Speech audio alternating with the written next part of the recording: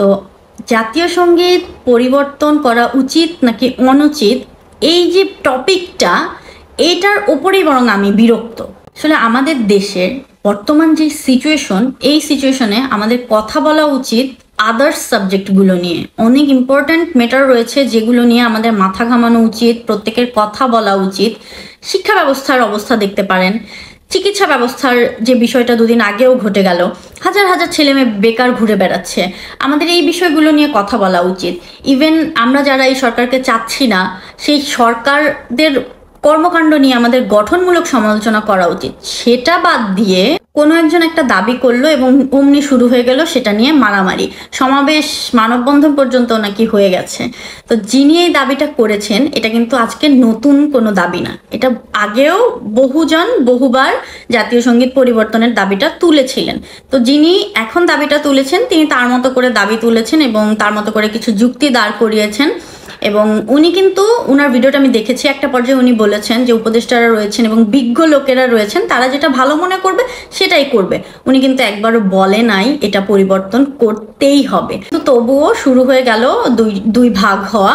পক্ষে যারা রয়েছেন, পরিবর্তনের পক্ষে, তাদের প্রথম যুক্তি হচ্ছে এটা ভিনদেশী একজনের লেখা, এবং তারপর বলেছেন যে মা নিয়ে যে কথাটা বলা হয়েছে সেটা হচ্ছে অন্য একটা ধর্মের দেবীদেরকে উদ্দেশ্য করে বলা হয়েছে, যেটা হচ্ছে একেবারে রং একটা বিষয়। কারণ যখন লেখা হয়েছিল তখন মূলত সে তার অবস্থানটা থেকে এটা লিখেছিল। ওই সময়ে আসলে ভিনদেশী বলতে কোনো কথা ছিল না, এবং মায়ের যে ব্যাপারটা, এটা মূলত মাতৃভূমিকে মা হিসেবে প্রেজেন্ট করা হয়েছে।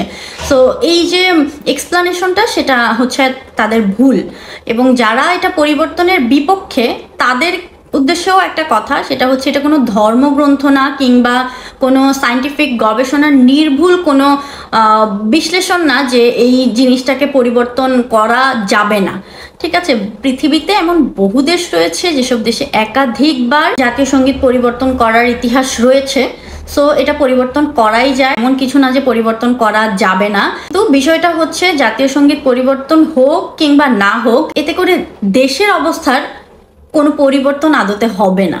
তো আমার মনে হয় এটা একটা বেহুদা টপিক নিয়ে কথা হচ্ছে, এবং এটা থাকাতেও যেহেতু কোনো ক্ষতি হচ্ছে না বা কোনো প্রফিট হচ্ছে না, সো এটা থাকুক, সমস্যা কই? এটাতে সমস্যা তো নাই, একটা ভেজাল বাঁধানোর কোনো দরকার আছে? এই মুহূর্তে এই দাবিটা আমার কাছে একেবারেই মনে হয়েছে একটা ফালতু একটা দাবি। কেন? এখনো পর্যন্ত শহীদের রক্ত শুকায় নাই, এখনো পর্যন্ত প্রত্যেকটা শহীদের খবর কিন্তু মিলেনি, প্রত্যেকটা শহীদের পরিবারের পাশে দাঁড়ানো হয়নি। যারা এখনো পর্যন্ত আহত রয়েছেন, তাদের সুচিকিৎসার ব্যবস্থা কিন্তু এখনো পর্যন্ত কনফার্ম করা হয়নি। অনেকেই এখনো আড়ালে রয়ে গেছেন। এছাড়াও ষড়যন্ত্র স্টিল নাও চলছে দেশ নিয়ে। ইভেন প্রত্যেকটা সেক্টর যদি দেখেন, প্রত্যেকটা সেক্টর আমাদের ধ্বংস করে দিয়েছে, শিক্ষা থেকে শুরু করে প্রত্যেকটা সেক্টর।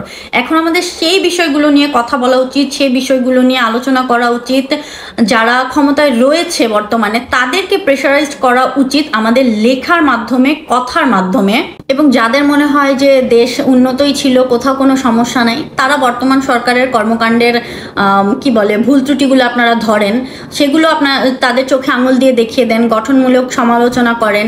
এই অনেক অনেক অনেক ইম্পর্টেন্ট ম্যাটারগুলো রয়েছে যেগুলো নিয়ে আমাদের কথা বলা উচিত। এই সময়ে এই যে জাতীয় সঙ্গীত নিয়ে সমাবেশ, মানববন্ধন, কিংবা একে অপরকে গালাগালি, মারামারির যে একটা অবস্থা তৈরি হচ্ছে, এই বিষয়টা টোটালি আসলে একটা ফাও জিনিস ছাড়া আর কিছুই না। মানে যেটার কোনো মিনিং নাই।